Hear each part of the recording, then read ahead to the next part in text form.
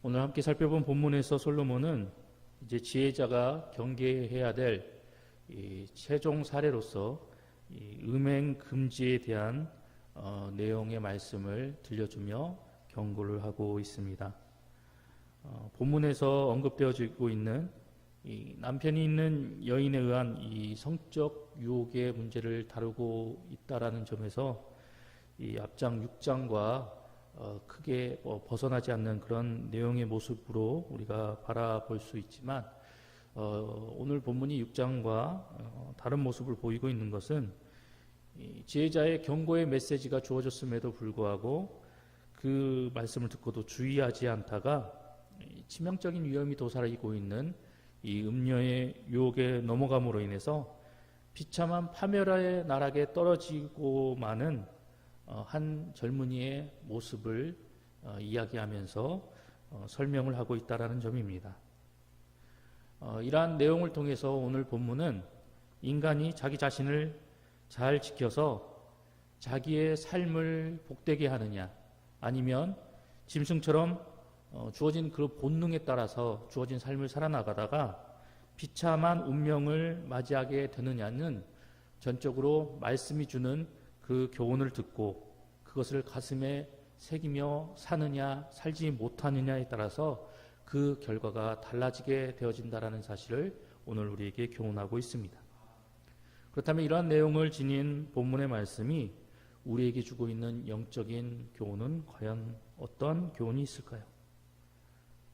먼저 첫 번째로 오늘 본문의 말씀은 말씀이 지닌 그 참 가치는 우리가 그것을 지켜 행할 때 말씀이 지닌 참 가치가 나타나게 된다라고 교훈하고 있습니다.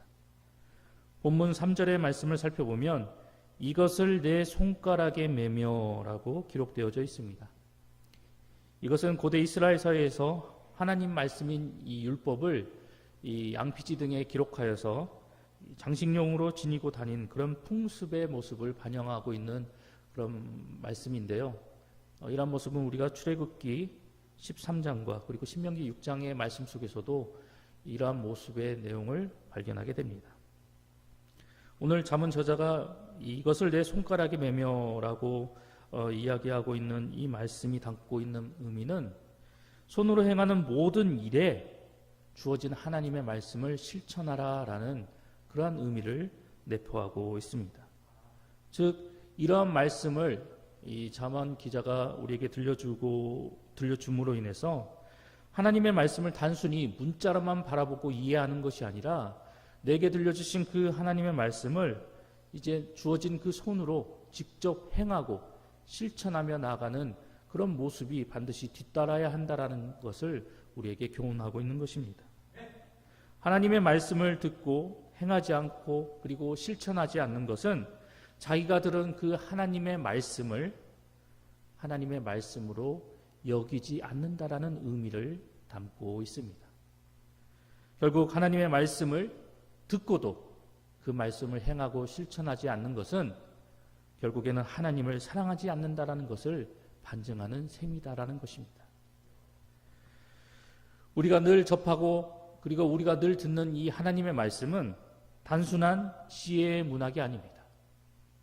그리고 오늘 이 시간 우리가 함께 접하며 나아가는 이 하나님의 말씀은 우리의 집안을 장식하는 좋은 문구도 아니다라는 것입니다. 하나님의 말씀은 단순히 읽고 쓰고 이해하는 지적 대상이 아니며 수련의 도구가 아니다라는 것을 성경은 분명히 우리에게 밝히고 있습니다. 우리가 듣고 그리고 우리가 늘 접하고 있는 이 하나님의 말씀은 그 말씀을 듣고 그 말씀을 믿고 따르는 성도가 자신의 삶 속에서 반드시 행동하고 실천하며 나아가야 하는 그리고 순종함으로 그 가치를 밝히 드러내야 하는 것이 바로 우리에게 주어진 하나님의 말씀이다라는 사실입니다. 사도 바울은 하나님 앞에서는 율법을 듣는 자가 의인이 아니요 오직 율법을 행하는 자라야 의롭다 하심을 얻는다라고 우리에게 밝히 교훈하고 있습니다.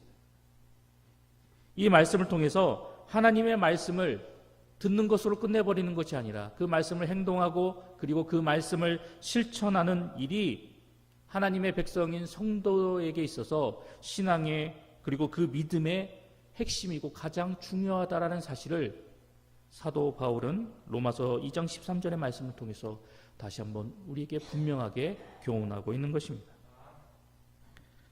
사랑하는 봉산교회 성도 여러분, 말씀을 행동하고 그리고 그 말씀을 삶 속에서 실천함으로 인해서 하나님 말씀이 지닌 그 능력과 그리고 하나님 말씀이 가지고 있는 그 권세를 여러분의 행동과 여러분의 삶으로 나타내시기 바랍니다.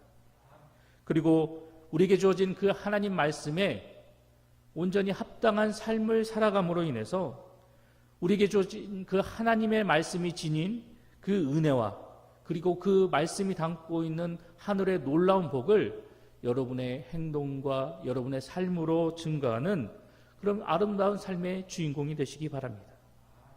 이것이 바로 하늘 백성된 성도가 주어진 상 가운데서 온전히 추구해야 될 모습이고, 그리고 이러한 삶이 성도에게 있어서 가장 아름답고 복된 삶이다라는 것을 본문은 우리에게 강조하고 있습니다. 능력 있고 아름다운 삶의 모습, 즉 하나님의 말씀을 행동하고 실천하는 이러한 삶의 모습이 바로 여러분의 모습이 되시기를 간절히 소망합니다. 두 번째로 오늘 본문의 말씀이 우리에게 주고 있는 영적인 교훈은 성도는 끊임없이 자신을 쳐서 그리고 복종시켜서 죄악된 행실을 근절해야 한다라고 우리에게 교훈하고 있습니다. 본문 26절 그리고 27절의 말씀 속에서 솔로몬은 다시 음행을 포함한 모든 죄의 유혹에 빠진 사람들이 어떠한 운명을 맞이하게 될 것인가에 대해서 이야기하고 있는 모습을 우리가 보게 됩니다. 오늘 본문 속에서 이 음료로 묘사되고 있는 그 죄악과 그리고 그 유혹으로 인해서 죄악의 길로 빠진 이들이 이로 말미암아 상하게 되고 그리고 결국 죽음을 맞이하게 될 것이다 라는 것을 솔로몬은 이 마지막 이 두 구절을 통해서 분명하게 경고하고 있습니다. 특별히 오늘 이 잠언 7장 속에서 솔로몬은 많은 분량을 할애하면서 음료의 유혹 그리고 이것이 내포하고 있는 이 죄의 유혹에 절대 빠져서는 안 된다라고 솔로몬은 우리에게 경고하고 있는데, 그렇다면 솔로몬은 왜 이렇게 많은 분량과 많은 내용을 할애하면서까지 우리에게 이러한 내용의 메시지를 경고하고 있는 것일까요? 그 이유는 이 모든 인간에게 있어서 이러한 것은 결코 쉽게 떨쳐버릴 수 없는 그러한 시험이고 유혹이기 때문입니다. 이러한 사실을 익히 잘 알고 있었던 솔로몬은 이러한 내용을 우리에게 이야기하고 우리에게 들려줌으로 인해서 우리가 죄의 유혹에서 멀어지는 그 죄의 유혹을 과감히 떨쳐버리는 그런 성도로서의 삶을 살아갈 것을 우리에게 경고하고 있는 것입니다. 그렇다면 우리 인간은 왜 이런 죄의 유혹과 시험에서 쉽게 멀어지지 못하고 이런 것을 쉽게 떨쳐버리지 못하게 되는 것일까요? 그것은 우리 인간은 태어나면서 죄된 본성을 가지고 태어나기 때문입니다. 이러한 죄악된 본성이 우리 인간에 내포되어져 있기 때문에 인간은 죄를 더 사랑하고 그리고 죄 가운데 거하기를 즐겨하는 그런 삶의 모습으로 살아갈 수밖에 없다라는 것입니다.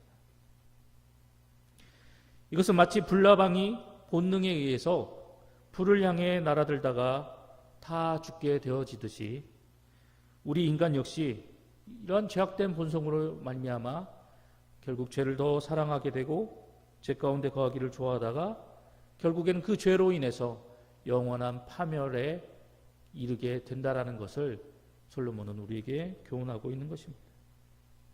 그리고 이러한 모습은 이 세상을 살아나가는 대부분의 모든 사람들에게서 나타나는 보편적인 삶의 모습이다라고 오늘 잠언 기자는 우리에게 이야기하고 있습니다. 그런데 이런 세상 사람들과는 달리 구별된 모습으로 바르게 살아나가는 존재가 있다라고 이야기하고 있습니다. 그렇다면 그 존재는 과연 어떠한 존재일까요? 그들의 존재는 바로 하늘 백성인 성도다라고 성경은 우리에게 이야기합니다. 그렇다면 성도는 어떻게 이 세상 사람들과는 달리 구별된 삶을, 거룩한 삶을 살아갈 수 있게 되는 것일까요? 그 이유에 대해서 성경은 하나님께서 우리에게 긍휼을 베풀어 주셨고, 그리고 우리를 사랑하셔서 우리에게 구원의 은총을 베풀어 주심으로 말미암아 영원한 생명에 이르도록 우리를 당신의 은혜 가운데 이끌어 주셨기 때문이다라고 그 이유에 대해서 밝히 이야기하고 있습니다.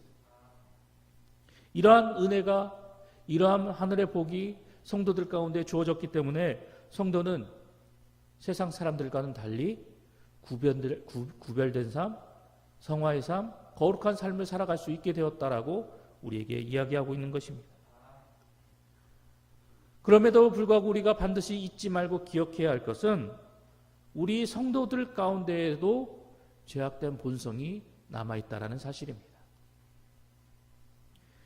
이 죄악된 본성이 있기 때문에 끊임없이 우리의 삶 가운데서 죄의 유혹과 시험이 다가올 수 있다라는 것입니다. 따라서 성도된 우리 모두는 구원의 삶, 그리고 하늘 백성으로서 구별된 삶을 온전히 살아나가기 위해서 날마다 우리 가운데 내포되어 있는 이 죄악된 본성을 주님의 십자가 앞에 날마다 못 박아 그 모든 것들을 물리쳐버리고, 그리고 끊임없이 우리를 죄 가운데 넘어뜨리려고 하는 이 죄악의 유혹을 과감히 뿌리치며 우리의 구원자 되시는 그 예수 그리스도 안에서 늘 새롭게 변화된 삶을 살아나갈 수 있도록 끊임없이 우리 자신을 하나님 말씀 앞에 처 복종시키는 그런 삶의 모습이 우리 가운데서 요구되어진다는 사실을 우리는 잊지 말고 기억해야 합니다. 사도 바울은 인간이 죄의 유혹 앞에서 얼마나 무능하고 나약한 존재인지를 절실히 깨달았던 사람이었습니다. 우리가 잘 알고 있는 것처럼 사도 바울은 예수 그리스도의 안에 있는 이 생명의 성령의 법으로 말미암아 죄와 사망의 법에서 해방되는 그런 구원의 은총을 온전히 누렸던 사람이 바로 사도 바울이었습니다. 그러나 그럼에도 불구하고 사도는 끊임없이 이 자신의 육적인 소욕과 생각과 욕구를 쳐서 성령 아래 굴복시키는 삶을 살고자 무단히도 애쓰고 무단히도 노력했던 사람이 바로 사도 바울이었습니다. 왜냐하면 이 죄성이 우리를 결국 어떤 모습으로 이끌어 나갈지를 그는 잘 알고 있었기 때문이었습니다. 그리고 우리가 늘 끊임없이 경계하고 늘 끊임없이 조심해야 되는 이 죄라는 것이 우리를 하여금 영원한 죽음과 그리고 사망에 이르게 하는 무서운 존재다라는 사실을 깨달았기 때문에 사도는 이와 같은 삶을 살고자 끊임없이 애쓰고 노력하였던 것입니다.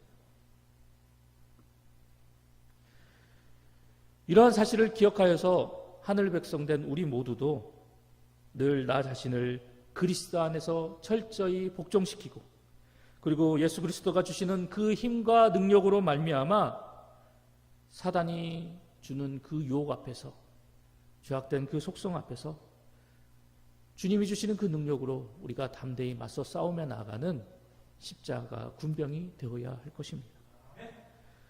우리가 가지고 있는 이 죄성이 끊임없이 우리를 죄 가운데 넘어뜨리려고 하고 있지만, 그리고 우리가 이 죄성을 지님으로 인해서 우리가 쉽게 죄 가운데 넘어질 수밖에 없는 연약한 존재, 그리고 죄의 유혹에 취약할 수밖에 없는 나약한 존재일 수밖에 없지만, 그럼에도 불구하고 우리가 하늘 백성이다라는 사실을, 성도라는 사실을 늘 자각하고 늘 기억하여서 늘 끊임없이 깨어 기도하고 하나님 앞에 이 죄의 유혹을 물리칠 수 있는 힘과 능력을 달라고 간구하며 성령 하나님께서 주시는 지혜와 능력으로 말미암아 이 죄악된 유혹과 시험을 우리가 담대히 물리치고 근절하고 그것들을 뿌리치고 우리가 나아갈 때 우리는 죄의 유혹과 시험 앞에서 당당히 승리하며 하나님께서 원하시는 성도로서의 거룩한 삶을 온전히 살아갈 수 있게 되는 것입니다.